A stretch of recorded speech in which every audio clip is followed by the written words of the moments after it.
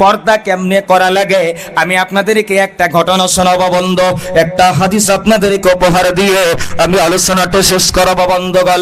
মসজিদ নববীতে যুবকদেরকে বলবো, টাকা আপনি দৌড়ে গিয়ে নষ্ট করেন, টাকা আপনি শিলংয়ে গিয়ে নষ্ট করেন, টাকা আপনি দার্জিলিং গিয়ে নষ্ট করেন, টাকা যদি আপনার হচ্ছে বন্ধ, আপনি একটু টোরের নিয়তে আপনি একটু মক্কাতে যান, একটু মসজিদ নবীর কাছে আপনি যান, কাবা শরীফের কাছে যান। কসম করে বলি, আল্লাহর কাবা দেখলে এত মজা, এত মজা, কাবা দেখলে যত মজা লাগে পৃথিবীতে মনে হয় অন্য কোনো বস্তু দেখলে এত মজা জিন্দগিতে কোনোদিন লাগবে না। ও ভাইরা, নবী মসজিদ নবীর ভিতরে নবী একদিন বসে সাহাবাদেরকে বললেন, ও সাহাবারা আপনাদের একটা প্রশ্ন করব। বলে কি? আপনারা কি বলতে পারেন পৃথিবীর মধ্যে জামিলের মধ্যে কোন মেয়েটা সবথেকে বেশি ভালো? এটা কি আপনারা বলতে পারবেন নাকি? কল অনেক সাহাবারা জবাব দিল। একজন সাহাবা বলে, নবী গো, যেই মেয়েটা 5 ওয়াক্ত নামাজ আদায় করে ওই মেয়েটাই পৃথিবীর মধ্যে সবথেকে ভালো। আরেকজন বলে, না না না না, যেই মেয়েটা স্বামীর খিদমত করে ওই মেয়েটাই সবথেকে বেশি ভালো। নবী বললেন, একজনেরও জবাব সঠিক হয় নাই। হযরত আলী দৌড়ে দৌড়ে দৌড়ে দৌড়ে হযরতে ফাতিমার কাছে চলে গেলেন। ফাতিমার কাছে গিয়ে বলে, ও ফাতিমা, নবী আমাদের একটা প্রশ্ন করেছে, জামিলের মধ্যে কোন মেয়েটা সবথেকে বেশি ভালো?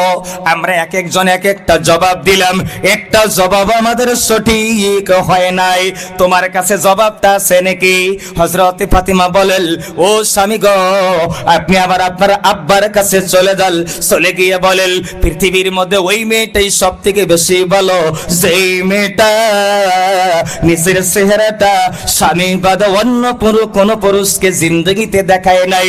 নবীর মেয়ে 2 নম্বরে বললেন, জামিলের মধ্যে ওই মেয়েটাই বেশি ভালো নিজের চোখটা দিয়ে স্বামী বাদে অন্য কোন পুরুষের দিকে তাকিয়ে তাকিয়ে দেখে নাই।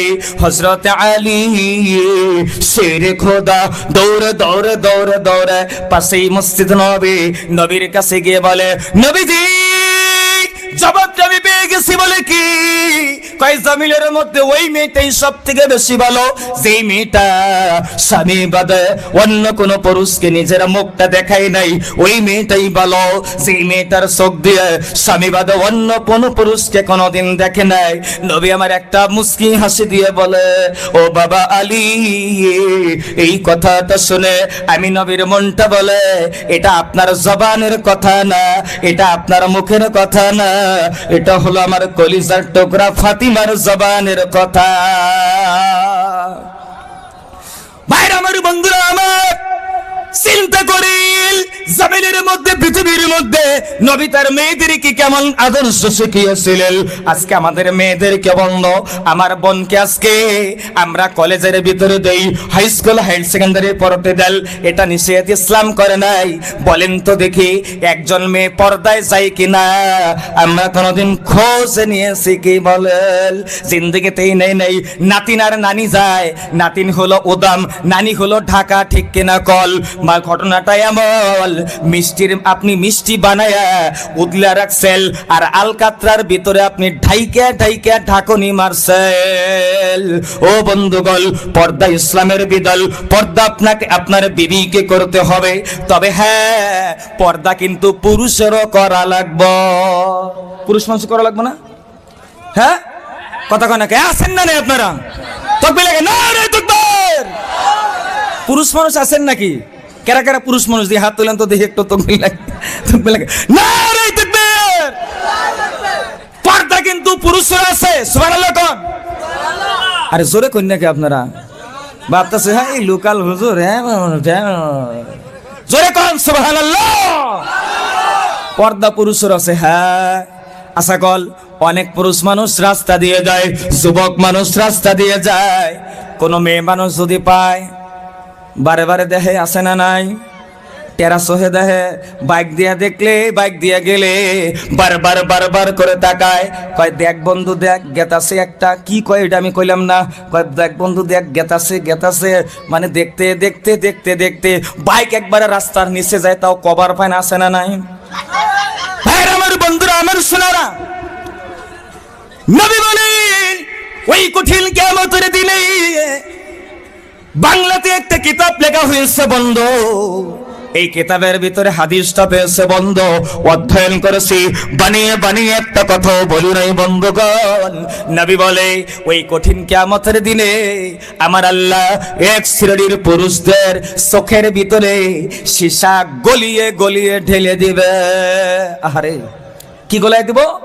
সীসা গলিয়ে গলিয়ে ঢেলে দিবে। বাইরে আমার বন্ধুরা, আমার সোনারা, নারে তাকবীর, লিল্লাহি তাকবীর, নারে তাকবীর। সবে বসেন। প্রধান বক্তার আগমন, শুভেচ্ছা স্বাগতম। আরে ভাই এটা তো বাংলাদেশে অনেক দেয়, আমরাও একটু দেই। প্রধান বক্তার আগমন, নারে তাকবীর। প্রিয় বন্ধুগণ, আমি আলোচনা লম্বা করব না। কেন করব না? আমি ওনাকে বসিয়ে রেখে 1 মিনিটও আমি কথা বলবো না। প্রিয় বন্ধুগণ, ভাইয়ের আমার, বন্ধুরা আমার, আমার মনে আছে আজকে থেকে প্রায় আপনার 19 বছর আগে, 19 বছর আগে উনি আপনার 8 ঘরেটারি মানে অ্যারাবিক কলেজের ফিল্ডে তিনি আসছিলেন। প্রিয় বন্ধুগণ, ওখানে আমার আব্বা আমাকে সাইকেলে করে নিয়ে গেছিলেন। আমার বয়স এখন 33 বছর। আমি এই হুজুরের বক্তব্য শোনার জন্য আমাকে নিয়ে গেছিলেন। তখন আমি একেবারে ছোট। ওখান থেকে আসতে আমার আব্বা সাইকেল থেকে পড়ে গিয়েছিলেন, আমি নিজেও পড়ে গেছিলাম। ওই দিন আমার আব্বা ঘটনাটা বলছে, ওই দিন আব্বা নিয়ত করছিল, ইস কলকাতা থেকে হুজুর আসছে, ওনার আলোচনা শোনার জন্য এত মানুষ আছে, আল্লাহ যদি আমার আব্দুল মুকিতকেও এমন একটা নিয়ামত দিত যে ওর আলোচনাও মানুষ শোনার জন্য যাবে। প্রিয় বন্ধুগণ, বক্তব্যর জামানায় আমি ওই দিনও হুজুরকে আমি ফোন করে, যদিও আমি ভাই ভাই ভাই বলে মাঝে মাঝে সম্বোধন করি, কিন্তু আমি নিজে ওই দিন চিন্তা করছি এটা বিয়াদবি হয়। আমি ওই দিনও গত 3 দিন আগেও ফোনে আমি আলোচনা করলাম যে আমার বক্তব্যর জামানায় আপনি হলেন আমার মূল মডেল। আপনার কথার দিকে লক্ষ্য করেই আল্লাহ আমাকে এই ময়দানের ভিতরে আনছে, যার জন্য আমি আমার হুজুরকে, আমার বক্তব্য জামানার উস্তাদকে সামনে বসিয়ে রেখে আমি কথা লম্বা দিকে গেলাম না।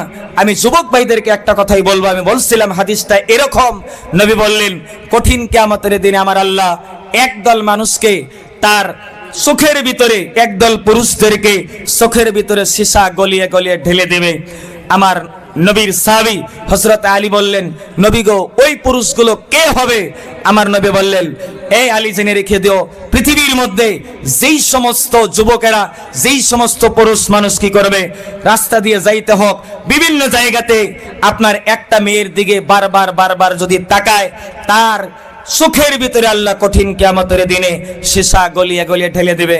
যার জন্য কোরআন শরীফের ভিতরে, পবিত্র কোরআনের ভিতরে মহিলাদের পর্দার আয়াতের আগে আল্লাহ পুরুষদের পর্দার আয়াতটা আগে নাযিল করেছে।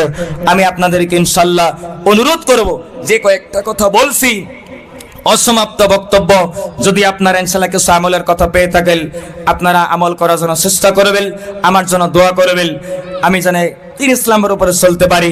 এতটুকু বলেই আমার ভুল ভ্রান্তি ক্ষমা চেয়ে আপনাদের মতো জ্ঞানী মানুষের সামনে থেকে আমি বিদায় নিলাম। আসসালামু আলাইকুম।